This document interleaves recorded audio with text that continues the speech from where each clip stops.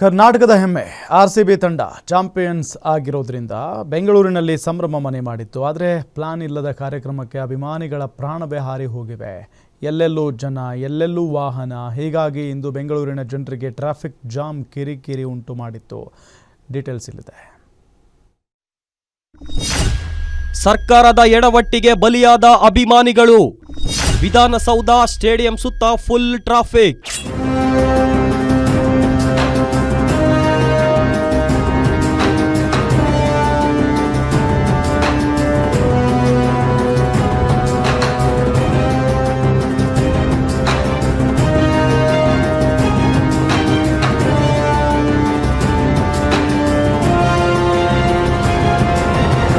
ಅಹಮದಾಬಾದ್ನ ನರೇಂದ್ರ ಮೋದಿ ಸ್ಟೇಡಿಯಂನಲ್ಲಿ ನಿನ್ನೆ ರಾತ್ರಿ ನಡೆದ ಐಪಿಎಲ್ ಫೈನಲ್ ಪಂದ್ಯದಲ್ಲಿ ಪಂಜಾಬ್ ಕಿಂಗ್ಸ್ ವಿರುದ್ಧ 6 ರನ್ಗಳ ರೋಚಕ ಜಯ ಗಳಿಸಿ ಚಾಂಪಿಯನ್ ಆಗಿ ಆರ್ಸಿಬಿ ತಂಡ ಬೆಂಗಳೂರಿಗೆ ಬಂದಿದೆ. ಆರ್ಸಿಬಿ ಆಟಗಾರರಿಗೆ ವಿಧಾನಸೌಧ ಮುಂದೆ ಸಿಎಂ ಸಿದ್ದರಾಮಯ್ಯ ಹಾಗೂ ಡಿಸಿಎಂ ಡಿಕೆ ಶಿವಕುಮಾರ್ ಅಭಿನಂದನೆ ಸಲ್ಲಿಸಿದರು.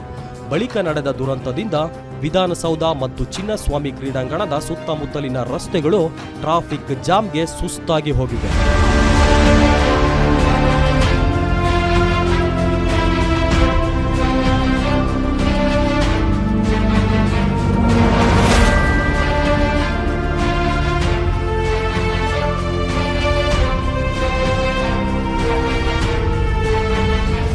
ವಿಧಾನಸೌಧ ಮತ್ತು ಚಿನ್ನಸ್ವಾಮಿ ಕ್ರೀಡಾಂಗಣದ ಸುತ್ತಮುತ್ತಲಿನ ರಸ್ತೆಗಳನ್ನು ಬಳಸದಂತೆ ಮೊದಲೇ ಸಲಹೆ ನೀಡಲಾಗಿತ್ತು.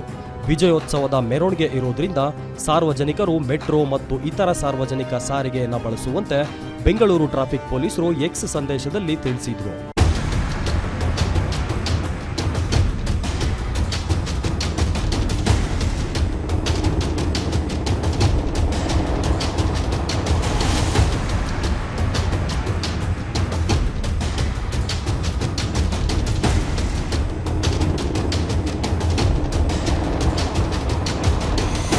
ಇನ್ನು ಪೊಲೀಸರೇನೋ ಮೆಟ್ರೋ ಬಳಸಿ ಎಂದು ಹೇಳಿದ್ರು. ಆದರೆ ಆರ್ಸಿಬಿ ಅಭಿಮಾನಿಗಳ ಆರ್ಭಟಕ್ಕೆ ನಮ್ಮ ಮೆಟ್ರೋ ಕೂಡ ನಲುಗಿ ಹೋಗಿದೆ.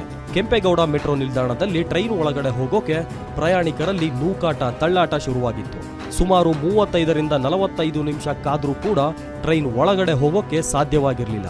ಐಪಿಎಲ್ ಕಪ್ಗೆ 17 ವರ್ಷಗಳೇ ಕಾದಿರುವಾಗ ಇದ್ಯಾವ ಲೆಕ್ಕ ಎಂದು ಫ್ಯಾನ್ಸ್ ಇದನ್ನ ಖುಷಿಯಿಂದಲೇ ಸ್ವೀಕರಿಸಿದ್ರು. ಆದರೆ ನಿತ್ಯ ಪ್ರಯಾಣಿಕರು ಮಾತ್ರ ಹೈರಾಣಾಗಿದ್ರು.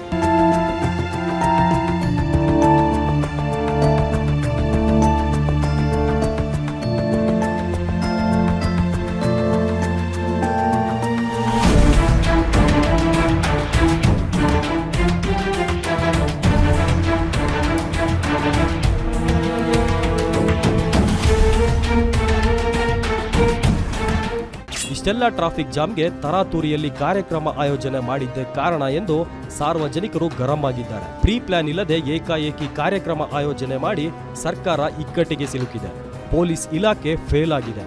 ಸಂಭ್ರಮದ ಕ್ಷಣಕ್ಕೆ ಸಾಕ್ಷಿಯಾಗಬೇಕಿದ್ದ ಸಂದರ್ಭ ಇದೀಗ ಸೂತಕ ವಾತಾವರಣದಿಂದ ಕೂಡಿದೆ.